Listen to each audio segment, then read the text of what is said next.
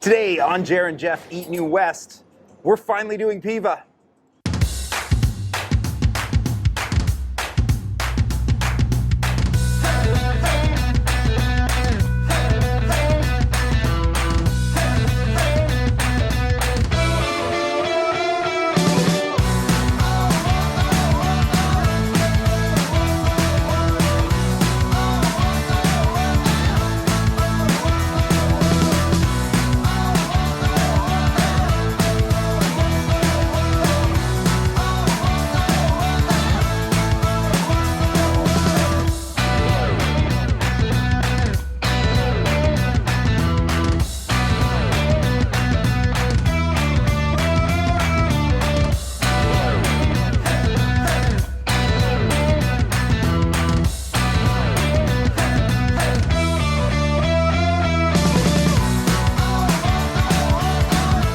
My name's Christopher McFadden, and I'm Managing Partner and Wine Director at PIVA Modern Italian. One of the things I love about PIVA the most is I feel like this is one of New West's best options for two of my favorite ways to go out for a meal. This is a perfect date night, and it's also a great, you're out with 6 or 7 friends in a, post-COVID world. This is a great way to go and hang out and order a bunch of appies and drinks, and it's such a great social restaurant. I've always liked to title us as the funky side of fine dining.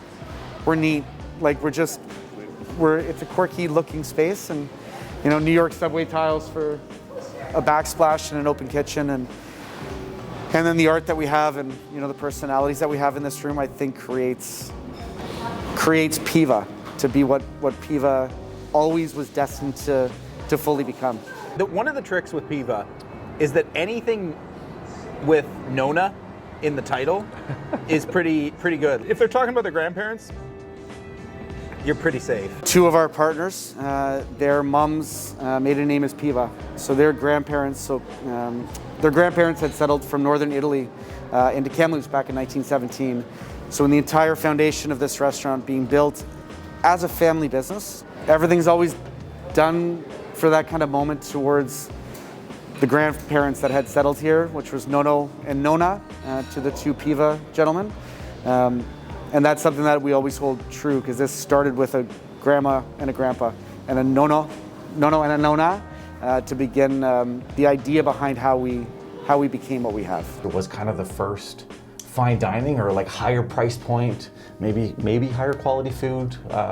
Maybe it's debatable, but was New West ready for it? And clearly they were. It felt like a risk.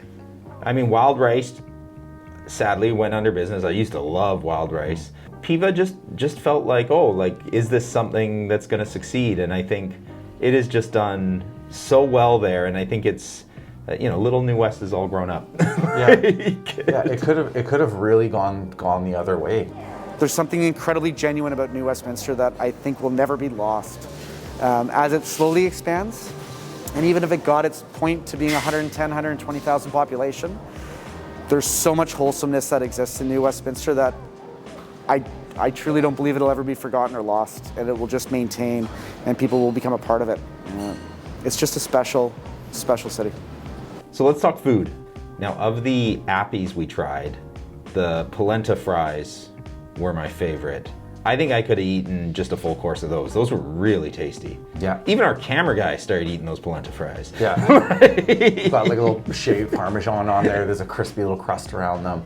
And the marinara tomato sauce. It's kind of like their house tomato. I think it's similar to one maybe on like pizza or some of the other dishes as a base tomato sauce. So we also had the fritters as an appetizer. That's a chickpea, fennel seed, cauliflower, grainy mustard, and smoked paprika garlic aioli for the dipper. That dip was really tasty.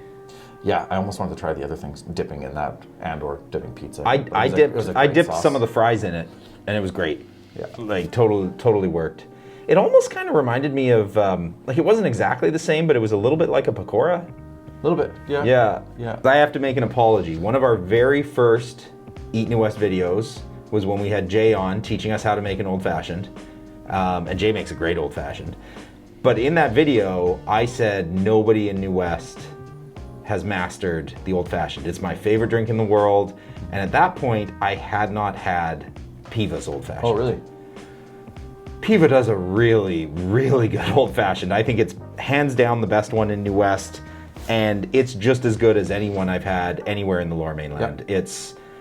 It's something really special. I think if you like that style of drink and you're going to PIVA, you definitely want to check it out. Yeah, and they've got the little twist on it too with the smoked, so you can have that option. We've talked about some food, we've talked about some locations, we've talked about Old Fashions and cut. Well, we should do the main dishes.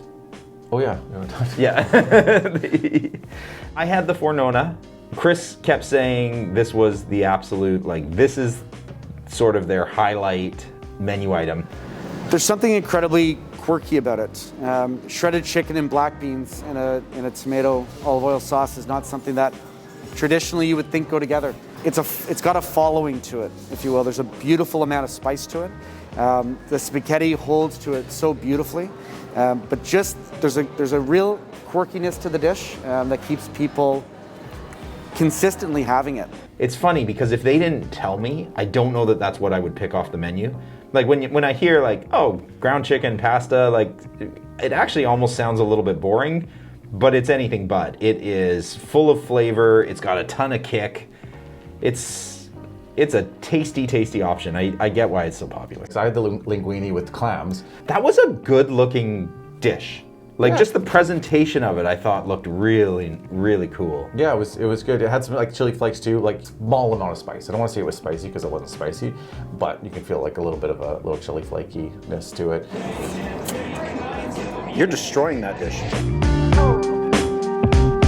So I've been a sommelier for about 20 years now. The wine program here represents exactly what the family story represents. So when the wine program was built from day one, it was always going to be built on wines that represented the grandparents. So wines from Italy and wines from British Columbia. You know, if we put wines on from New Zealand and Argentina, we would just be an Italian restaurant with a wine list. We're an Italian restaurant that's owned by Canadians, that's been brought up by a Canadian-Italian family, and 100% our products should represent that. Everything on the wine list is 100% family owned. If we can help buy wine, that's going to help the owners build more vineyard space for them, to be able to put their kids into a better school, to be able to help with better care for their family, whatever it may be. There's always that intention that we buy wine with that purpose. We'll always keep our wine list being family owned, and we'll always keep our wine list divided between Canadian wines and Italian wines to represent the story. You should never feel like you should be scared to ask for the sommelier. It should just be a simple conversation with the guy that would like to direct you into the right wine for your experience. Chris is usually walking around, so you can by any means just request to talk to your server if he hasn't already come and said hi to you, and get some selections, even if all you know about wine is that there's a red one and a white one. I love that we're at that fine dining level of being comparable to anybody downtown, but there's no intimidation to it when you walk in. You're welcomed incredibly. But if we didn't have a city like New Westminster that helped that be that, it would be a totally different conversation. So that was PIVA Modern Italian in downtown New West. Let us know in the comments if there's a video you think we should do next.